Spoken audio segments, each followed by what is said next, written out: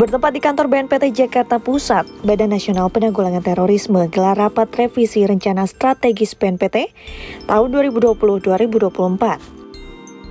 Turut menghadiri adalah pejabat tinggi Pratama, serta perwakilan dari PT Integrasi Tritama Cendekia. Dalam arahannya, Sekretaris Utama BNPT Maijen TNI Dedi Sambowo sampaikan, perlu adanya dukungan dari BNPT dalam penyelarasan rencana strategi. Salah satunya dengan cara memperbanyak data dan fakta yang dimiliki oleh masing-masing unit kerja.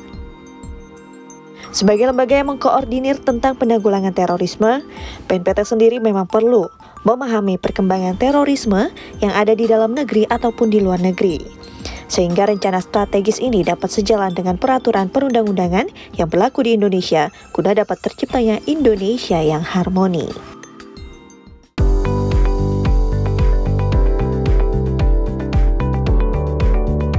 Dalam rangka mematangkan rencana aksi yang menjadi salah satu target prioritas tahun 2022, Badan Nasional Penanggulangan Terorisme gelar rapat kerja bersama tim sinergisitas antar kementerian lembaga Program Penanggulangan Terorisme tahun 2022.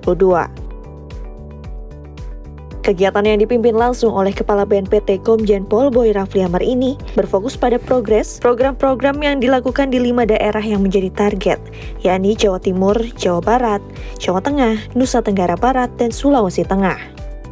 Dalam sambutannya, ia menyampaikan bahwa dalam melakukan upaya penanggulangan terorisme, pembangunan fisik penting bagi para mitra kerja di daerah.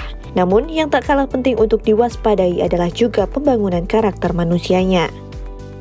Sinergisitas 46 kementerian, lembaga, dan pemerintah daerah merupakan program pencegahan BNPT. Dilakukan melalui pendekatan lunak dan dengan konsep peningkatan kesejahteraan hidup yang ditujukan bagi mitra deradikalisasi, penyintas, dan kelompok rentan.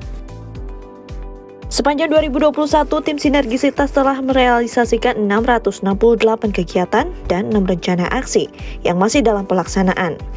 Sementara itu, pengembangan kawasan terpadu Nusantara, pembentukan warung NKRI, dan koperasi di 5 wilayah masuk dalam target prioritas program di tahun 2022.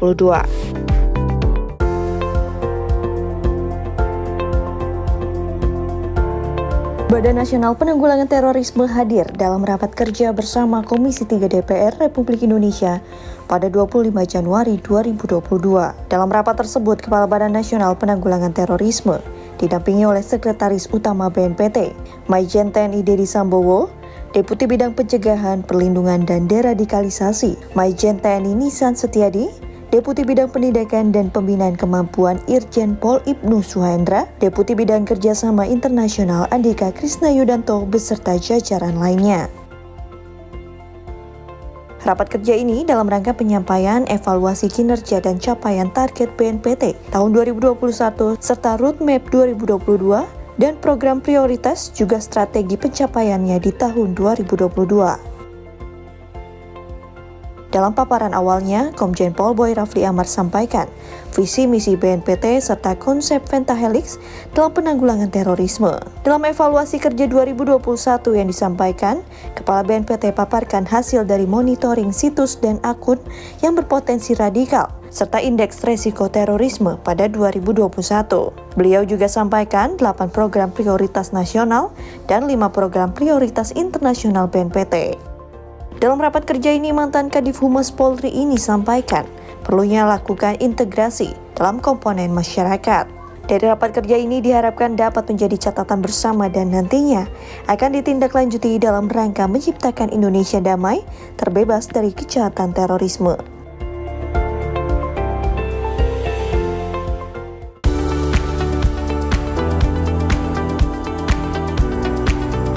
Berlokasi di kantor BNPT Jakarta Pusat, Kepala Badan Nasional Penanggulangan Terorisme, Komjen Pol Boy Rafli Amar lakukan audiensi bersama dengan Forum Koordinasi Pencegahan Terorisme DKI Jakarta. Dalam diskusi, Ketua FKPT DKI Jakarta Taufan Bakri sampaikan sejumlah program guna kuatkan 3 hal yang menjadi daya jual Jakarta terhadap investor, yakni keamanan, kerukunan, dan toleransi. Upaya penguatan tersebut salah satunya dilakukan melalui program Kampung Pancasila yang melibatkan tokoh pemuda serta tokoh masyarakat Betawi. Tujuannya adalah sebagai sarana edukasi dan sosialisasi terkait nilai-nilai luhur bangsa kepada masyarakat secara lebih menyeluruh. tidak hanya pada tingkat kelurahan, namun juga pada tingkat RT dan RW.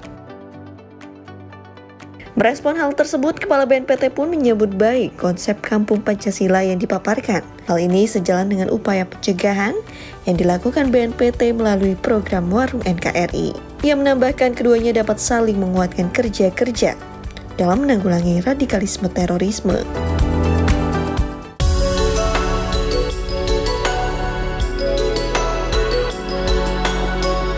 Langkah konkret dalam menyelesaikan permasalahan radikalisme intoleran perlu komitmen dari berbagai pihak. Untuk itu, guna memaksimalkan implementasi program pencegahan, Badan Nasional Penanggulangan Terorisme melakukan penjajakan terkait peluang kerjasama dengan Badan Riset dan Inovasi Nasional. Dalam sambutannya, Kepala BNPT Komjen Pol Boy Rafli Amar sampaikan, penanggulangan terorisme berbasiskan riset menjadi hal yang penting. Data serta fakta riset sendiri berguna dalam menentukan arah kebijakan dan langkah-langkah strategis yang hendak diambil. Mantan Kapolda Papua ini juga menambahkan, siapapun bisa menjadi pelaku atau bahkan korban dari kejahatan terorisme. Untuk itu perlu adanya langkah preventif yang dikuatkan dengan hasil riset. Dukungan penuh pun disampaikan oleh Kepala BRIN, Laksana Trihandoko dalam diskusi. Ia menyampaikan BRIN sendiri juga telah memiliki kajian terhadap radikalisme, separatisme, serta nasionalisme. Hasil kajian yang dapat digunakan oleh BNPT dalam mendukung kebijakan dan strategi yang hendak diambil.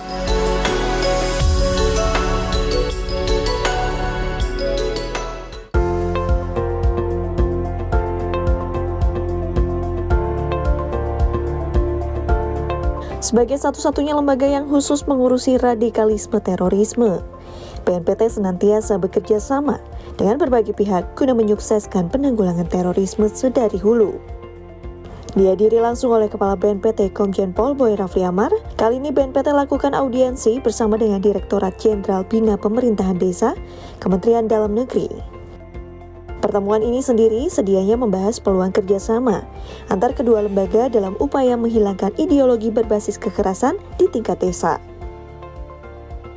Ditjen Bina Pemdes sendiri memiliki lebih dari 74.000 jaringan desa di seluruh Indonesia.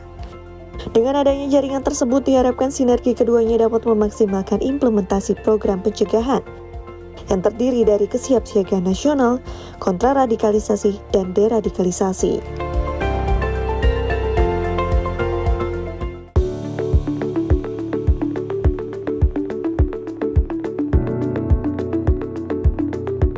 Sebagai implementasi konsep pentahelix, BNPT bersinergi dengan berbagai pihak dalam rangka pencegahan dan penanggulangan terorisme di Indonesia.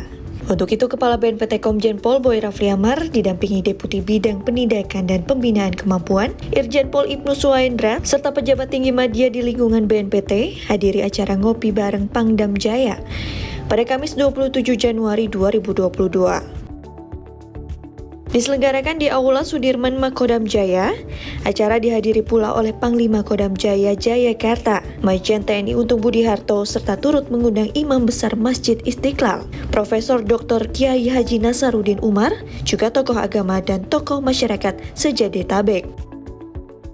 Bertajuk menguatkan toleransi untuk Jakarta aman dan damai. Acara ini bertujuan untuk membangun sinergi dan kekuatan bersama antara Kodam Jaya, BNPT, serta kalangan masyarakat dalam membendung penyebaran paham radikalisme intoleran khususnya di wilayah Jakarta dan sekitarnya. Kepala BNPT Komjen Pol Boy Rafli Amar mengapresiasi acara yang digelar oleh Kodam Jaya Jayakarta ini. Mantan Kadif Humas Polri ini juga sampaikan pentingnya membangun kekuatan dalam melawan berkembangnya ideologi radikalisme berbasis kekerasan. Wilayah Jakarta dan sekitarnya memiliki peranan penting sebagai pusat ekonomi dan politik di Indonesia. Untuk itu, sinergi yang terjalin antara pemerintah dan masyarakat diharapkan penyebaran paham radikalisme berbasis kekerasan dapat diredam, khususnya di DKI Jakarta dan sekitarnya.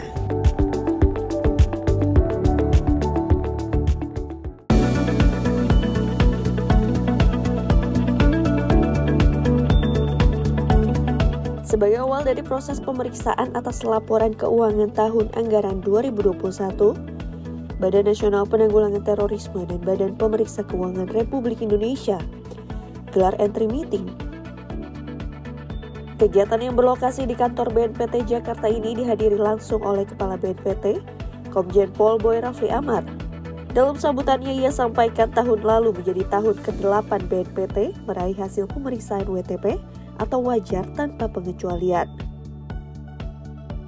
Hal tersebut diungkapnya tak lepas dari pembinaan, arahan juga implementasi, serta komunikasi pemeriksaan yang baik dari BPK terhadap BNPT. Ia pun menambahkan, outcome yang dirasakan dari hasil pemeriksaan tersebut adalah meningkatkan kualitas pertanggungjawaban keuangan, kinerja, serta akuntabilitas keuangan.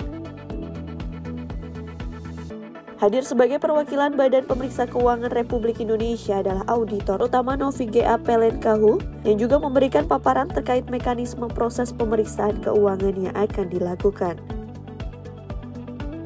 Selain itu, turut mendampingi dalam acara, hadir pula para pejabat tinggi media, serta pejabat tinggi pratama di lingkungan BNPT.